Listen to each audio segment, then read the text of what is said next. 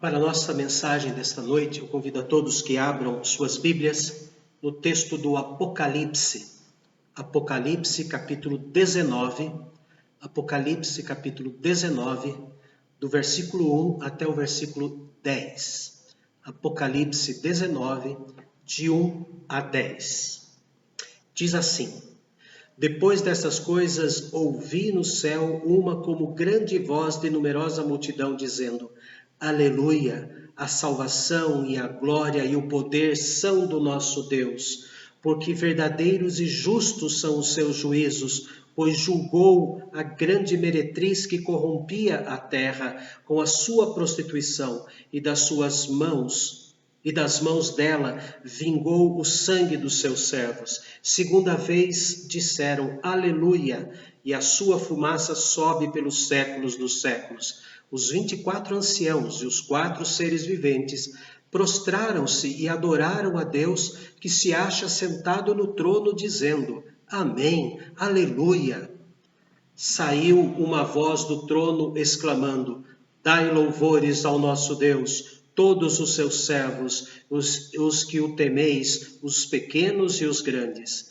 Então ouvi uma como voz de numerosa multidão, como de muitas águas e como de fortes trovões, dizendo: Aleluia, pois reina o Senhor nosso Deus, o Todo-Poderoso. Alegremo-nos, exultemos e demos-lhe a glória, porque são chegadas as bodas do Cordeiro, cuja esposa a si mesma já se ataviou, pois lhe foi dado vestir-se de linho finíssimo, resplandecente e puro, porque o linho finíssimo são os atos de justiça dos santos. Então me falou o anjo: escreve, bem-aventurados aqueles que são chamados à ceia das bodas do Cordeiro. E acrescentou: são estas as verdadeiras palavras de Deus. Prostrei-me ante a seus pés para adorá-lo. Ele, porém, me disse: vê, não faças isso. Sou conservo teu e dos teus irmãos, que mantêm o testemunho de Jesus. Adora a Deus, pois o testemunho de Jesus é o espírito da profecia. Apocalipse. Muitas pessoas têm medo de ler o Apocalipse. Muitas pessoas nem leem o livro do Apocalipse porque não vão entender mesmo, então nem leio. Nem vou procurar ler. As pessoas que têm medo do Apocalipse, parece que quando leem apenas um capítulo, ou metade, ou seja, uma parte do capítulo, que é o capítulo 13, que fala da besta, que fala que ela tem tantos chifres, e fala que ela vai emergir da terra, vai emergir do mar, e ela atrairá muitos para si. E quando chega no versículo 8 do capítulo 13, eles leem apenas a metade do versículo 8. Eles vêm lendo o capítulo 13 e chega no versículo 8 e diz assim: e adorá-la-ão todos os que habitam sobre a terra. E depois eles pulam esse texto, não leem o resto porque ficam assustados, e aí vão lá no versículo 18. Aqui está a sabedoria, aquele que tem o entendimento, calcule o número da besta, pois é o número de homem. Ora, esse número é 666. Então, as pessoas que têm medo do Apocalipse acabam lendo o pior capítulo, que é o capítulo 13, e ainda pior ainda, é que leem pela metade. Porque se lessem o restante do versículo 8, eles param numa vírgula, porque ali é vírgula, não é ponto final. E adorá-la-ão todos os que habitam sobre a terra, vírgula, aqueles cujos nomes não foram escritos no livro da vida do Cordeiro, que foi morto desde a fundação do mundo. Pronto. Quem é que vai adorar a besta? Aqueles que não estão com os nomes no livro da vida. Simples. Na minha infância, surgiu a ideia, começou a surgir a nova era, o diabo se manifestava em várias coisas. No Mickey, por exemplo, aquelas 2 orelhonas, na verdade eram 2 chifres. O chinelo Hydra é coisa demoníaca, porque dói quando a mãe bate na gente com aquele chinelo. Mas diziam que era o chinelo do diabo. e ursinhos carinhosos, e o desenho, lembram-se do desenho do Unibanco, que era um triângulo assim, cheio de voltas? Isso é símbolo da Trindade na Idade Média, não do diabo. O arco-íris é o símbolo do diabo, da besta. O arco-íris é o símbolo da aliança de Deus com Noé e conosco. As pessoas deturpavam e colocavam medo em todo mundo. E daí, passado o tempo, chegou um carro no Brasil, né? Quando surgiu o carro no Brasil, da Kia Motors, se não me engano, diziam besta. É o carro da besta. Tanto que um pastor coreano, Po Yong-soo, tirou o nome besta do carro dele, eu vi uma foto disso, e colocou o nome graça no carro dele. Que medo! Que medo! Mas o Apocalipse foi escrito para nos colocar medo? Não. Vejam o capítulo 1 do Apocalipse. Capítulo 1. A partir do versículo 1. Apocalipse 1, a partir do versículo 1. Eu vou ler até o versículo 8. Revelação de Jesus Cristo que Deus lhe deu para mostrar aos servos as coisas que em breve devem acontecer e que ele, enviando por intermédio de um anjo, notificou seu servo João, o qual atestou a palavra de Deus e o testemunho de Jesus Cristo quanto a tudo que viu. Bem-aventurados, felizes, aqueles que leem e aqueles que ouvem as palavras da profecia e guardam as coisas nela escritas, pois o tempo está próximo. Felizes. Veja agora. João, às 7 igrejas que se encontram na Ásia. Graça e paz a vós outros da parte daquele que é, que era e que há de vir, da parte dos 7 Espíritos que se acham diante do seu trono, e da parte de Jesus Cristo, a fiel testemunha, o primogênito dos mortos e o soberano dos reis da terra. Presta atenção agora. Aquele que nos ama e pelo seu sangue nos libertou dos nossos pecados e nos constituiu reinos, sacerdotes para o seu Deus e Pai. Ele a glória e o domínio pelos séculos dos séculos. Amém. Eis que vem com as nuvens e todo olho verá, até quantos o traspassaram, e todas as tribos da terra se lamentarão sobre ele certamente. Aleluia! Eu sou o Alfa e o Ômega, diz o Senhor Deus, aquele que é, que era e que há de vir, o Todo-Poderoso. Está encaminhada para quem? Diz o texto do versículo 5, naquela segunda parte, aquele que nos ama. Está encaminhada àqueles que são amados por Deus. Então o cristão não tenha medo de ler o Apocalipse. Ele mostra lá no começo do seu livro, ele mostra que foi encaminhada para aqueles que Jesus ama e libertou dos pecados. No Apocalipse 13, versículo 8, diz que ele só vai adorar a besta aqueles cujos nomes não foram escritos no livro da vida do Cordeiro, que foi morto desde a fundação do mundo. O tema do livro do Apocalipse está no capítulo 5, versículo 12, quando João tem a visão do trono de Deus, e naquele meio do trono, então, existe o livro selado de 7 selos por dentro e por fora, e diz que Cristo, o Cordeiro, como tinha sido morto, é o único que pode pegar este livro e abrir-lhe os selos, e quando ele começa a fazer isso, acontece um momento de louvor, como se fossem assim 2 corais ou 3 corais nos céus. Um canto e contracanto maravilhoso em cada pedaço dos céus, um grupo de louvor, um coral cantando coisas maravilhosas. Ali, versículo 9, diz, digno és de tomar e entoava o novo cântico, dizendo a letra: digno és de tomar o livro, de abrir os selos, porque foste morto e com o seu sangue compraste para Deus os que procedem de toda tribo, língua, povo e nação, e para o nosso Deus o constituíste reino e sacerdotes, e reinarão sobre a terra. Vi e ouvi uma voz de muitos anjos. Agora os anjos vão cantar. Aquela hora eram aqueles que estavam com as taças cheias de ouro, de incenso, que são as orações dos santos. Então agora os anjos vão cantar. Vi e ouvi uma voz de muitos anjos ao redor do trono, dos seres viventes e dos anciãos, cujo número era de milhões e milhões e milhares e milhares, proclamando em grande voz. Aqui está o tema do Apocalipse: digno é o Cordeiro que foi morto, de receber o poder e riqueza e sabedoria e força e honra e glória e louvor.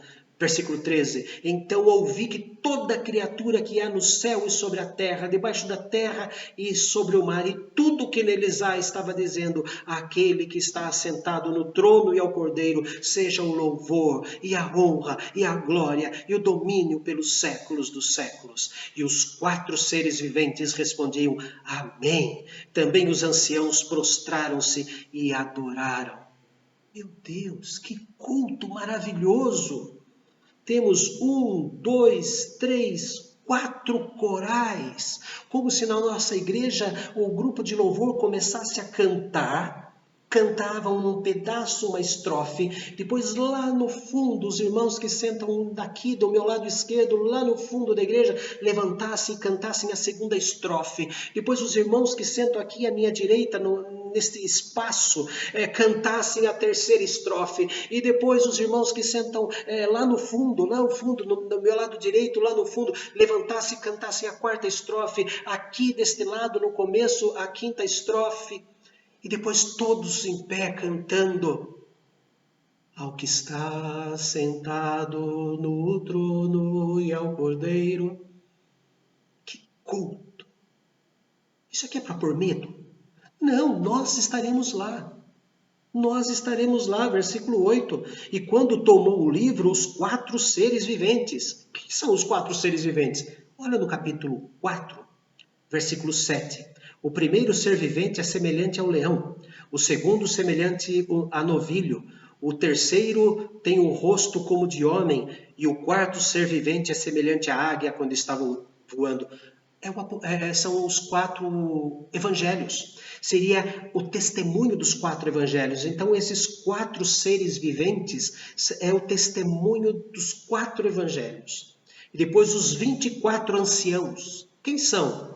12 representando as tribos do Antigo Testamento e 12 representando os apóstolos. E na soma, dando 24 anciãos, fala que é a igreja. Os salvos tanto do Antigo quanto a partir do Novo Testamento. E se você multiplicar 12 mil vezes 12 mil, vai dar 144 mil. Não são os testemunhos de Jeová, porque já passou de milhões o número de testemunhos de Jeová. Não são. Isso é um número simbólico, já que o Apocalipse tem muitas coisas simbólicas. É o número simbólico da igreja invisível. Dos salvos desde Adão, aliás, desde Abel, até o último que vai nascer, segundos antes da chegada do Senhor Jesus, aqui na terra para se assentar no seu trono. Então aqui nós vemos este culto maravilhoso, este culto que dá vontade de ficar ele a eternidade toda. E nós vamos ficar nesse culto a eternidade toda. Eu, como sou chorão, já começou a dar um nó na garganta. Nós vemos no Apocalipse 7, onde estão os nossos queridos, onde estão aqueles que já partiram desta terra, aqueles que pegavam as nossas mãos e traziam para a igreja e foram sepultados. O que eles estão fazendo lá? Veja Apocalipse 7, a partir do versículo 9. Depois destas coisas vi, e eis grande multidão que ninguém podia enumerar, de todas as nações, tribos, povos e línguas, em pé diante do Cordeiro. em pé diante do trono e diante do Cordeiro, vestidos de vestiduras brancas, com palmas nas mãos, e clamavam em grande voz, dizendo: ao nosso Deus que se assenta no trono e ao Cordeiro pertence a salvação. Todos os anjos estavam de pé, rodeando o trono, os anciãos, os 24 anciãos, e os 4 seres viventes, e ante o trono se prostraram sobre os seus rostos e adoraram a Deus, dizendo... Agora é um canto dos salvos, e agora estes anjos vão falar, como se fosse um jogral, eles vão declamar, é como se estivéssemos cantando, entoando um cântico ou um hino espiritual, e de repente um grupo levantasse apenas para ler a segunda estrofe. Seria alguma coisa mais ou menos assim. Acompanhem comigo esse culto maravilhoso, né? Dizendo amém, e o louvor, e a glória, e a sabedoria, e as ações de graça, e a honra, e o poder, e a força sejam ao nosso Deus pelos séculos dos séculos. Amém. Um dos anciãos, dos 24 anciãos, um dos anciãos tomou a palavra dizendo: estes que se vestem de vestiduras brancas, quem são e de onde vêm? Respondi-lhe, João, né? Respondi-lhe, meu Senhor, tu sabes. Ele então me disse: são estes os que vêm de grande tribulação, lavaram as suas vestiduras e as alvejaram no sangue do Cordeiro, razão porque se acham diante do trono de Deus e o servem. Estão acordados, adventista, presta atenção aqui, estão acordados e servem de dia e de noite no seu santuário, e aquele que se assenta no trono estenderá sobre eles o seu tabernáculo, jamais terão fome, nunca mais terão sede, não cairá sobre eles o sol, nem ardor algum, pois o Cordeiro que se encontra no meio do trono, Deus Pai, sendo visto na figura de Jesus, expressão exata do seu ser, pois o Cordeiro que se encontra no meio do trono os apacentará e os guiará para as fontes da água da vida, e Deus lhes enxugará dos olhos toda lágrima. Queridos, não tenha medo do Apocalipse, nem da leitura e nem do acontecimento do Apocalipse. Em tempo de coronavírus, muito se fala sobre o fim do mundo, o fim do mundo, o fim do mundo. No século XIV, entre os anos de 1320 a 1350, foi a primeira leva de uma pandemia chamada peste negra, que matou 200 milhões na Eurásia, parte da Europa e parte da Ásia, ali no meio, onde fica a Turquia, mais ou menos, aquela região toda. 200 milhões. E depois retornou, 100 anos depois retornou a peste negra, que foi uma peste bubônica, porque produzia bulbos nas pessoas, feridas purulentas, e depois eles vinham de pulgas e de ratos, porque o saneamento básico ali não existia, como não existe em muitos lugares ainda do nosso planeta. Depois, no século XVI, Calvino e Lutero tiveram que escrever cartas levando consolo e conforto, porque a peste voltou, e ela voltou até o século XIX. O texto bíblico fala de tribulação. E todos marcavam datas do fim do mundo. E todos marcavam datas. E se o mundo acabar mesmo, agora, antes de terminar esse vídeo, ou antes de eu terminar essa frase, ou daqui milhões de anos, o que acontece com os salvos? Apocalipse 19, eu pedi para abrirem. O que acontece com os salvos? Acontece o seguinte: alegremo-nos. Aliás, versículo 6 do capítulo 19. Então ouvi como voz de numerosa multidão, como de muitas águas, e como de trovões, fortes trovões, dizendo: aleluia, pois reina o Senhor nosso Deus, o Todo-Poderoso.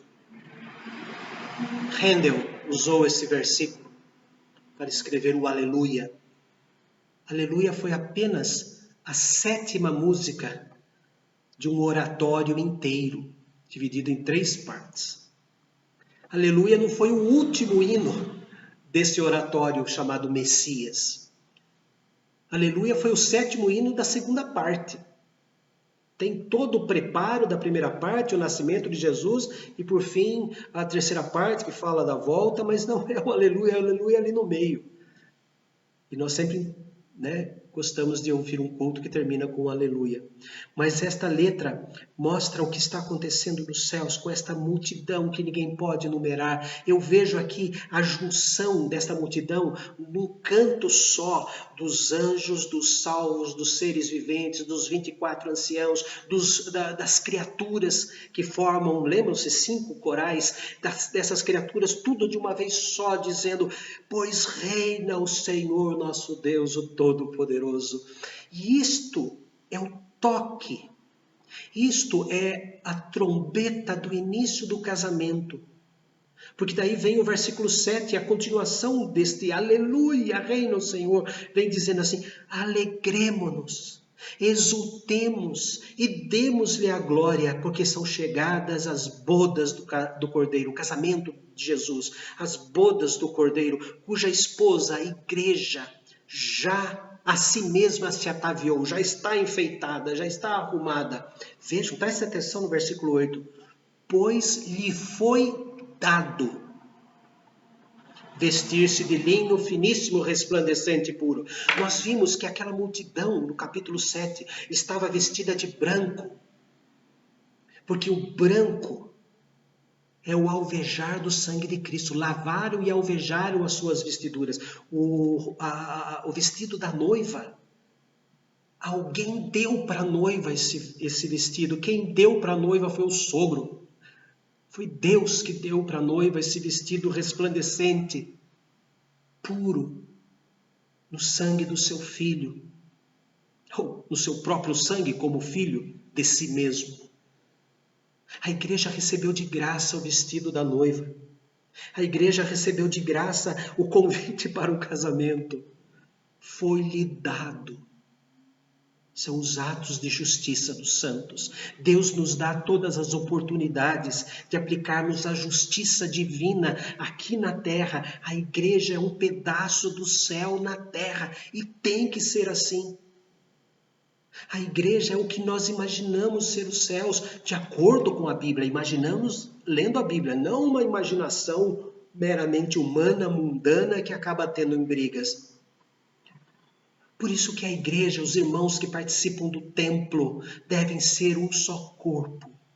Deixar as picuinhas de lado, deixar as mágoas de lado, deixar os rancores de lado, deixar as desconfianças de lado, deixar o passado no passado. Porque aqui está dizendo que nós somos a noiva. E Deus nos deu como vestido, alvejado no sangue de Cristo, atos de justiça dos santos. O que nós praticamos aqui. Chega de rancor, de fulano com Beltrano, de cicrana com outra. Para com isso. Veja, leia o Apocalipse. Nós somos a noiva que ganhou de graça a graça, a misericórdia de vestir essa roupa. A igreja é um pedaço do céu na terra. Quando ela tem uma adoração dessa forma, quando todos os grupos, quando todas as panelinhas se reúnem para louvar, se reúnem para cantar o que Deus tem feito em suas vidas. Quando todos os grupos, todas as panelinhas se reúnem num lugar só, reconhecendo que reina o Senhor nosso Deus, o Todo-Poderoso. E se reúnem em panelinhas para adoração também. E que um dia esses nomes panelinhas serão retirados. Aliás, que seja hoje, seja mudado como grupo de adoração, como noiva que se prepara para o casamento.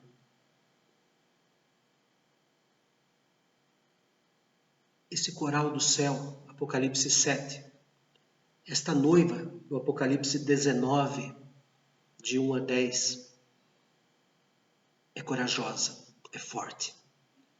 Porque no Apocalipse 19, a partir do versículo 11, esta noiva, vestida de vestiduras brancas, com palmas nas mãos na hora que canta e com o seu linho finíssimo, resplandecente e puro, agora passa a ser uma guerreira que não desce dos céus com Jesus para matar, mas desce como exército já glorioso, porque a batalha foi vencida pelo próprio Cristo. Veja, a partir do versículo 11. Vi o céu aberto e eis um cavalo branco, não um jumentinho. O seu cavaleiro se chama Fiel e Verdadeiro, e julga e peleja com justiça. Os seus olhos são chamas de fogo, Apocalipse capítulo 1. Na sua cabeça há muitos diademas, e tem um nome escrito que ninguém conhece senão ele mesmo. Mas veja só que interessante o próximo versículo. Está vestido de um manto tinto de sangue, e o seu nome se chama Verbo de Deus. Ele fala que ninguém conhece esse nome, e depois ele revela o nome. O seu manto está tinto, manchado de sangue, enquanto o sangue alveja a vestidura do salvo. Apocalipse 7, lembra? Lavaram e alvejaram no sangue do cordeiro. A mancha vermelha está na capa, no manto daquele que está no cavalo branco. Agora veja a igreja, veja o coral, veja a noiva de Cristo. E seguiu-no os exércitos que há no céu, montando cavalos brancos, com vestiduras de linho finíssimo, branco e puro. Não é o vestido da noiva? Não é a toga do coral? Que maravilha!